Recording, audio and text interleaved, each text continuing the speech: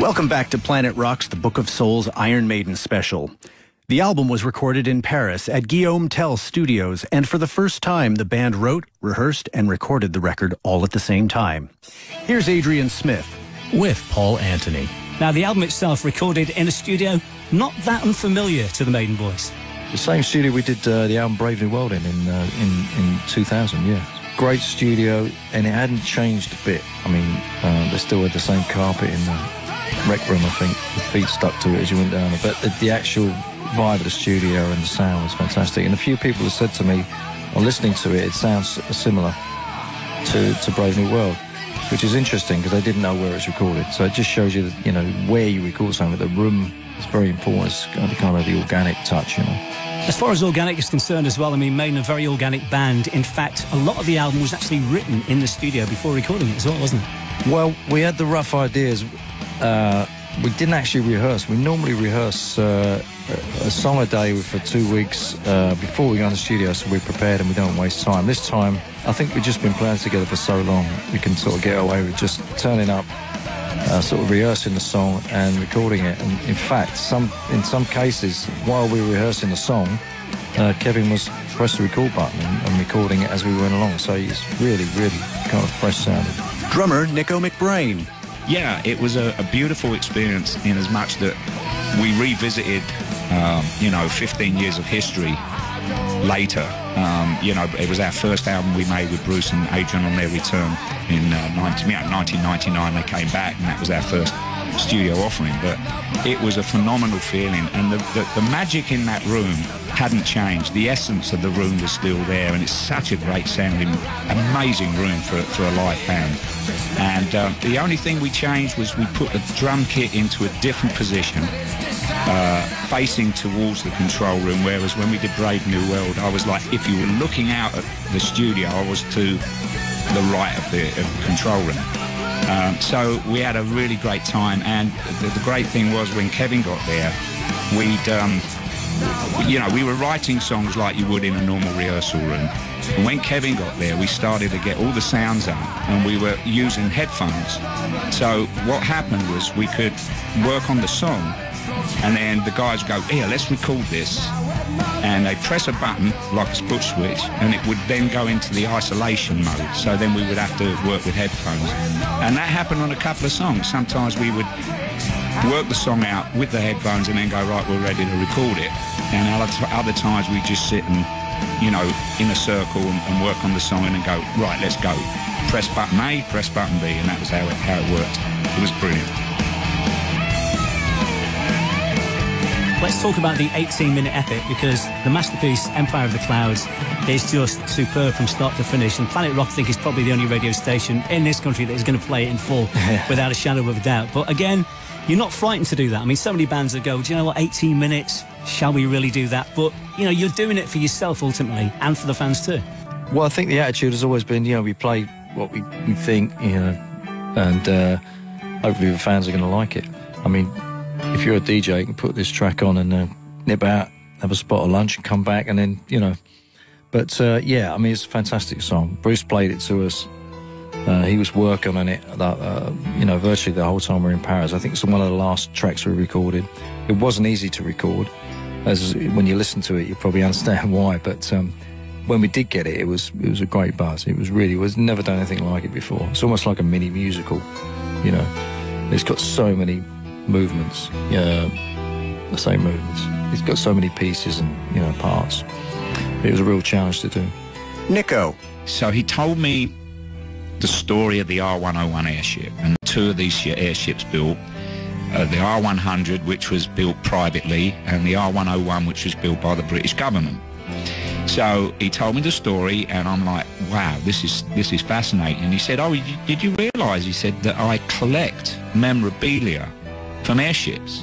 And now I learned something. Not only did I sit with Bruce at the beginning of the dream of this song that he was working on, I got to learn something about a friend of mine that I've known for 33 plus years, that he collects memorabilia, and he goes all over the place. He goes all over the world for this stuff, So I was really sort of drawn into this whole experience of this airship business.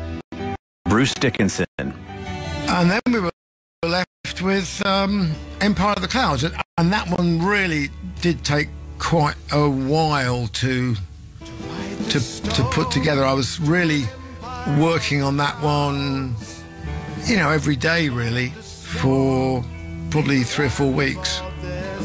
It's a bit like putting together a sofa from IKEA, you know. You've got a big bag of bolts and you've got a load of bits of wood, and you start putting them together, except that in this case it could turn into a multitude of different things.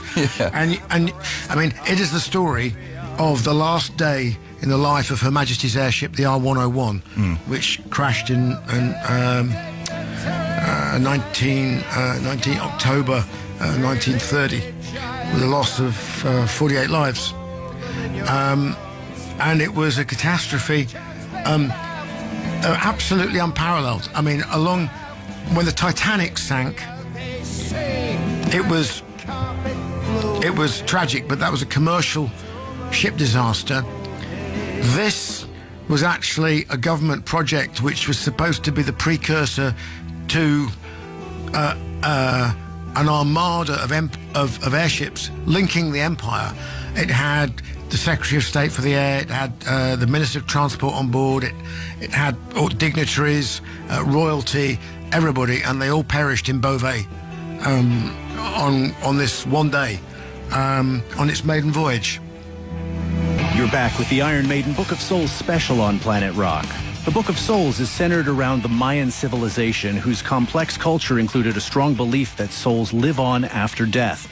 It's the band's 16th studio album and their first ever double record. Here's Bruce Dickinson. When we got to 6 songs, and it was blindingly obvious that it was going to exceed a CD, one CD in terms of length. Yeah. I looked at Steve and said, well, we either stop now or it's a double album. And he went, yeah, double album it is then. And I went, yeah, that's pretty indescribably cool, actually.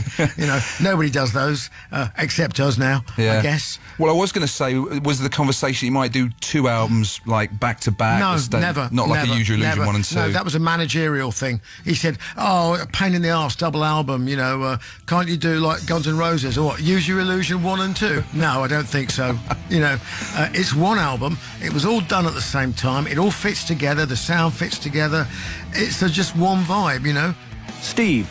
At what stage did the whole Mayan kind of thing come into the play? Because, again, you've always had great imagery to go with the songs, the albums, the tours, the productions, and this whole imagery now for the new album, The Book of Souls, fits perfectly, and I can almost see the production in the live show. At what stage did that kind of theme, that image come in? Well, it was something that actually really had the idea from the album before. Me and Janick, you know, Janick had a basic idea for that song, and I actually said to him at the time, you know, this doesn't really suit or fit, you know, this album, Final Frontier. But I said, you know, we can use it on the next one, and we can do a whole big thing with it, you know, because it's such a big subject and everything like that. And I think he thought I was just fobbing him off at the time, and they would never see the light of day again. But you know, I meant what I said, and basically, you know, we ended up doing the song, and it's worked out really, really strong.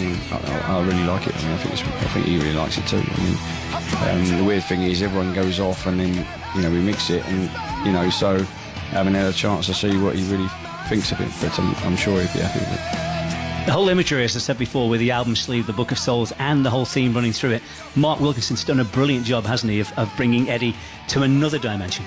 Yeah, I mean, it took a while to get there because at first, it's not very easy to get across the ideas. I was trying to get the ideas across in my head what I wanted it to be, and maybe I wasn't explaining myself very well, I don't know, but it took a while to get there. But, you know, at the end of the day, it doesn't matter. We got there in the end, and I think it's the best looking Eddie that we've had, you know, for a long, long, you know, time, really, I think it's really powerful, and it's really edgy, which is what we wanted, you know. I mean, the subjects, you know, or the subjects we've got on the album are very edgy too, so some of them. So it needed to have that, and, you know, the lyrics kind of lend themselves to all the kind of imagery, which then goes into the, you know, the artwork, which then in turn goes into the stage show, and you know, it's very, very powerful, and it needed to be powerful because the songs are powerful. Guitarist Adrian Smith with Paul Anthony. Now, it's not a concept album per se, but having said that, there is a bit of a theme running through it, the whole sort of Maya civilization, which the imagery and the songs are kind of based around. Again, did Steve come up with that imagery, or was it just something that kind of fell into place? I think he had the idea called the album Book of Souls, and he kept throwing it around, and it seemed the more we wrote and the longer we were in the studio, the more appropriate it seemed. You know, like a book, like a document, or, you know, it was going to be a long album, and we could make a book and do a double album, Book of Souls. It just seemed to fit, you know. The whole imagery as well with the Book of Souls, I mean, all carries through. Mark Wilkinson's done a stunning job. I mean, the new Eddie, the whole thing, the hieroglyphics, everything kind of works and fits and pulls the whole package together, doesn't it? Yeah, it's a great package. I mean, just seeing the finished thing, it really is something special. And, you know, in this day where people are just downloading odd tracks and, you know, flitting from one thing to the next, this is kind of a substantial thing that people can actually buy and check out the artwork and read all the lyrics and all that stuff. There's a lot of lyrics. Maiden have always been about value for money as well, like you said, with the albums, but this one, I mean, just goes to the next level. A double album, I think triple vinyl available as well, box set as we've just seen, and so many more things. The fans love everything about Maiden, not just the music, but the whole imagery. And like we say, I mean, this, again, you can almost see the stage for the next Maiden show. Very dramatic, isn't it? Very, very scary, yeah. I can just see that. Yeah, I can't wait to see the new production. It's going to be amazing. You know, using that imagery and, you know, Eddie in this latest guise is going to be fantastic. Nicko. You know, what I love about the whole entity of Maiden is everybody that's behind it lives it with a passion, and it's just a whole ongoing story. The music is it's all about the music, but then it's about Eddie as well. It's funny because years back we did a tour where we couldn't get Eddie on stage at a few gigs, and people were really upset, and they were going, we didn't see Eddie.